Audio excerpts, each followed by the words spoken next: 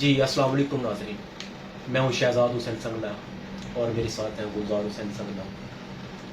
آج ہم نے جو اپنی گفتگو کا آغاز کرنا ہے وہ بات سے بات ہے، تو اس سلسلے میں جو ہے میں گلزار حسین سنگلا صاحب کو سے پوچھنا چاہتا ہوں کہ وہ بات سے بات کے متعلق جو سرکار حضرت واصف علی واصف ہیں ان کے ارشادات، ان کی تعلیمات کی روشنی میں کچھ اقوال بیان کریں۔ جی بہت شکریہ جی۔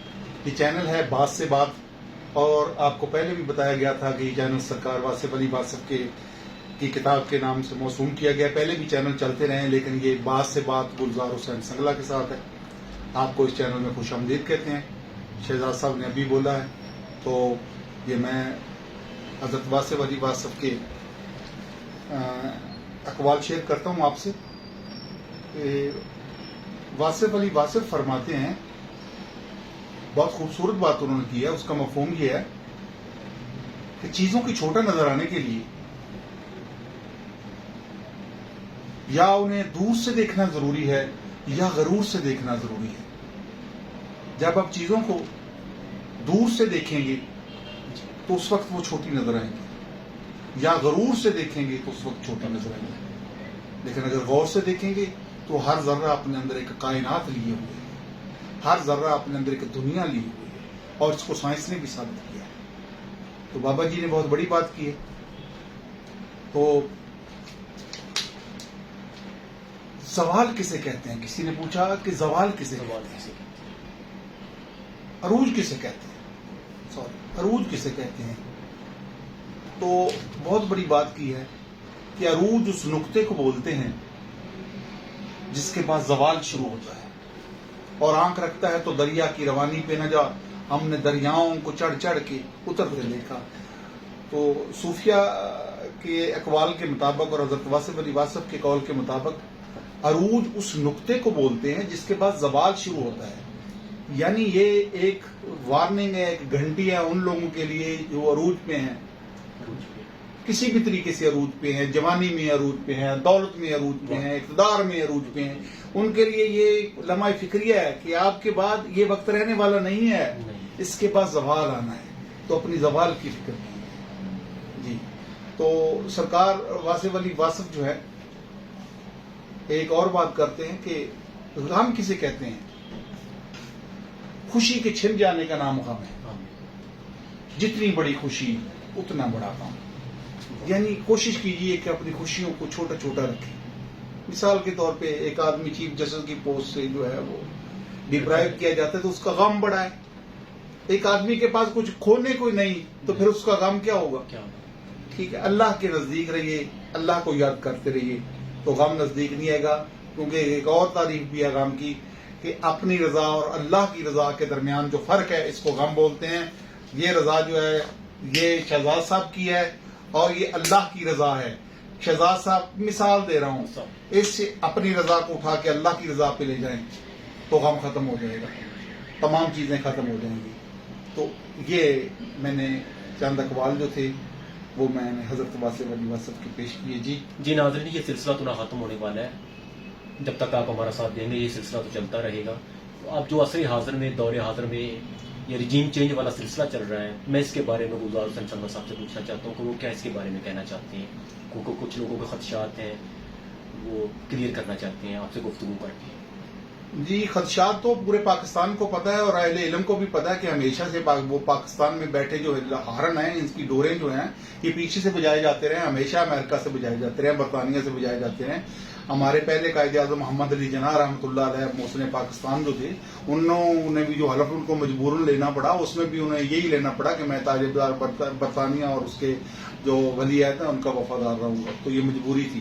اس کے بعد جو تھی وہ ہمیشہ سے دو جو پہلے بری سربراہ تھے، فوج کے سربراہ تھے، وہ انگریز تھے، اور باقی یہ بے وقار آزادی ہم غریب ملکوں کی تاج سر پہ رکھا ہے، بیڑیاں پاؤں میں۔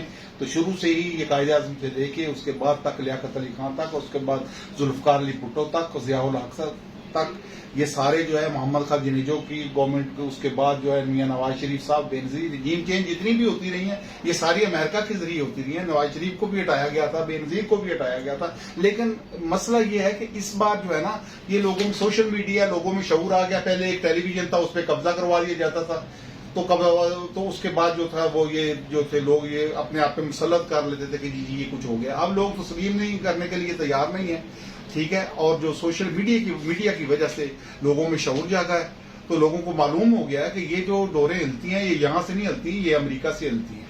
تو اب لوگ جو ہے اس کو جنگ لڑ رہے ہیں, باقاعدہ جنگ ہے. وہ پاکستان جو ہے وہ نامساعد حالات کا شکار ہے. وہ پوری دنیا پہ امریکہ جو ہے اس کی حکمرانی, ہر حال میں ان کی حکمرانی, ان کا ڈالر جو ہے وہ دنیا پہ راج کر رہا ہے. لیکن اس کے باوجود سلام ہے پاکستانی قوم کو کہ وہ جو اکڑے ہوئے ہیں. اور وہ جب سے آپ نے عمران خان کے دیکھے ہیں کتنے بڑے بڑے سمندر ہیں, اور قوم جو ہے وہ قبول کرنے کے لیے تیار نہیں ہے.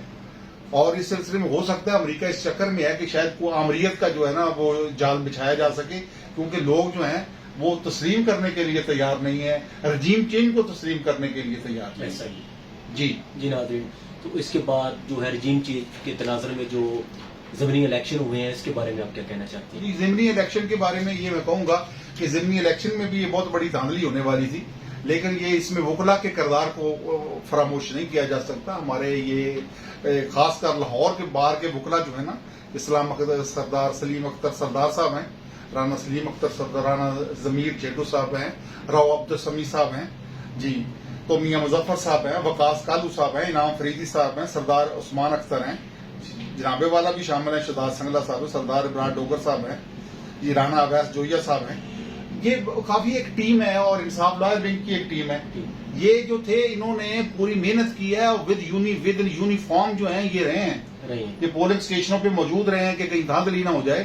تو یہ پورے طریقے سے جیسے پاکستان کو بنایا وکیل نے تھا نا, تو یہ رجیم میں سمجھ رہا ہوں, میں جو عمران خان بھی سمجھ گئے ہیں. پہلے وہ وکلا سے نا وہ ہر معاملے میں تصادم پہ دور رکھا جاتا تھا, ان کو بتایا نہیں جاتا تھا کہ وکلا کیا ہیں اور ان کا معاشرے میں کردار کیا ہے.